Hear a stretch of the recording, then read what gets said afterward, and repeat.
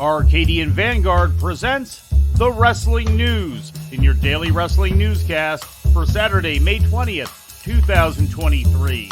Good morning, I'm Mike Sempervive. We begin with AEW news. The company has penciled in Daly's Place in Jacksonville, Florida as a backup location for the television debut of AEW Collision if the company makes the decision to pull the show from Chicago's United Center.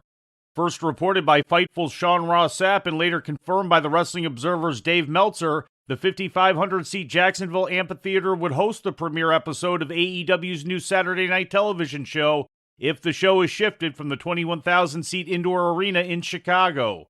An issue involving the return of CM Punk arose on Tuesday, reportedly over the job status of Ace Steel, leading the company to pull all Collision advertising materials related to the Chicago native from the show's announcement during the Warner Brothers Discovery upfronts on Wednesday morning. An announcement made on the location of the June 17th debut was expected to happen during last Wednesday night's episode of Dynamite. Instead, AEW Chief Executive Tony Khan stated he would reveal the details on this coming Wednesday's program. In WWE news, last night's episode of WWE Smackdown was broadcast live on Fox from the Thompson Bowling Arena in Columbia, South Carolina. Undisputed WWE Universal Champion Roman Reigns made an appearance to open the show during an angle in which he was confronted by undisputed WWE Tag Team Champions Sami Zayn and Kevin Owens. The Usos jumped Zayn and Owens from behind during the segment, claiming to be protecting Reigns, but Reigns rejected their gesture, which he had not authorized. For the main event, Reigns refused to accompany the Usos for their match against Rey Mysterio and Santos Escobar of the LWO. The Usos lost the match, and the show closed with a frustrated Reigns watching from his dressing room. Escobar! Not like this. Cover! LWO with the win! Here are your winners, the downward spiral continues thanks to Kevin Owens and Sami Zayn.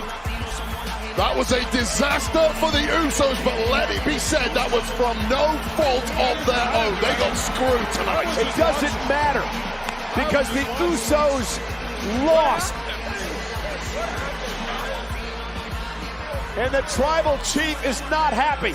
Also on the show, the tag teams of Pretty Deadly and NXT Women's Tag Team Champions Alba Fire and Isla Dawn made their official SmackDown in-ring debuts, with Pretty Deadly defeating Ridge Holland and Butch, and Fire and Dawn beating Valentina Feroz and Yulissa Leone.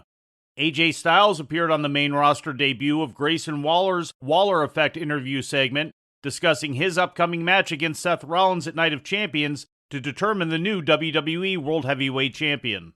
I trained so hard. You've never seen someone train as hard as me. I believe it. I believe it.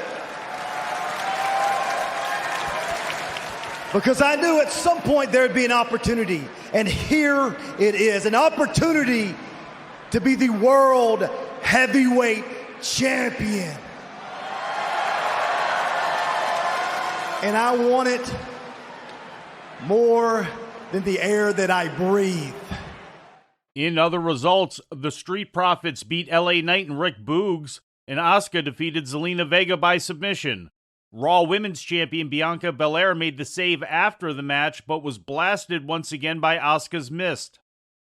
All Elite Wrestling presented Rampage last night on TNT, featuring matches taped Wednesday night at the Moody Center in Austin, Texas.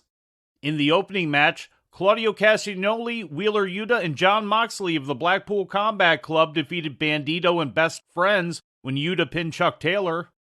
In an angle later in the show, Adam Cole entered the building and attacked Chris Jericho while Jericho was doing guest commentary in the broadcast booth. The two brawled on the ramp until being pulled apart by security. The main event saw Dustin Rhodes beat Bishop Kaun in Rhodes' first singles match in 3 months.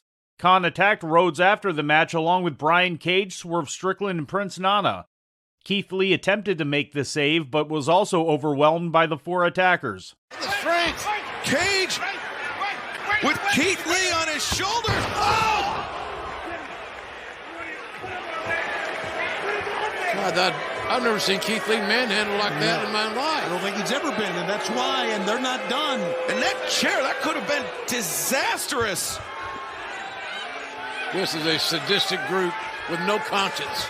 TBS champion Jade Cargill extended her undefeated record to 59-0, defeating 2 consecutive challengers, Danny B and Genesis, within minutes. When Cargill called for a third challenger, Taya Valkyrie jumped the next challenger on her way down the ramp, stormed the ring, and ran off Cargill, Layla Gray, and Smart Mark Sterling. Is she answering the open challenge here tonight? She's a veteran. She knows her opportunities are not going to come along every week. And look at Mark Sterling argue with Bryce Remsburg. A shot for Layla Gray. They've got a clothesline on. Look at the champ. Taya dressed in black here. And Taya Valkyrie. Wow. To Valhalla. The last time these two met, that move was banned. But now Taya back from suspension and just firing a shot. Now, who's that bitch?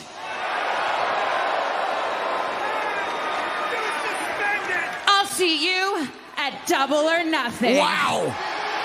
There you go. In other results, the Acclaimed and Billy Gunn beat the Varsity Athletes, and the Gunn brothers and Ethan Page attacked the Hardy Boys and Brother Zay, formerly known as Isaiah Cassidy. In video game news, AEW's Fight Forever game will be released on Tuesday, June 27th, according to an exclusive report yesterday from Fightful. The date was reportedly chosen to coincide with the AEW New Japan co-promoted Forbidden Door 2 pay-per-view event happening on June 25th. The game has been in development since November 2020, with tentative release dates postponed in the past. An official announcement from AEW is expected next week. In news from Japan, New Japan Pro Wrestling presented Night 7 of the Best of the Super Juniors tournament yesterday in Aomori, Japan. Winning in Block A matches were Hiromu Takahashi, Taiji Ishimori, Lio Rush, Sho, and Doki. Victorious in Block B matches were El Desperado, Yo, Francesco Akira, Robbie Eagles, and Master Wato. And in Lucha Libre news, El Templario vacated the CMLL Mexican National Middleweight title earlier this week after winning the CMLL World Middleweight Championship from Dragon Rojo Jr. last weekend at Arena Mexico. Templario became the first wrestler to ever hold both the middleweight titles at the same time. He had held the Mexican National Middleweight title since September of 2021. A tournament is now expected to be held to determine a new Mexican National Middleweight champion.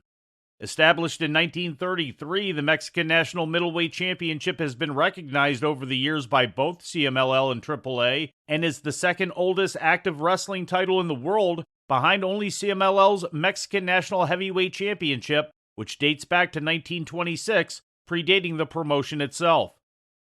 And before we leave you today, we'd like to remind you that however you consume your content, you can find the wrestling news 24 hours a day and 7 days a week across social media. On Twitter, follow us at Wrestling News AV. Our Facebook page is also Wrestling News AV. The Wrestling News can also be found on the Arcadian Vanguard YouTube page. And for those who utilize Amazon Echo devices, just tell Alexa to play the Wrestling News podcast. And remember to make sure you add podcast at the end. Once again, for daily updates, breaking news, and more, follow the Wrestling News across social media. And that's the news for today. If anything happens, we will be here to tell you about it. No clickbait, no paywall, just the Wrestling News. The Wrestling News is a division of Arcadian Vanguard, and the Wrestling Newscast is a production of the Arcadian Vanguard Podcast Network.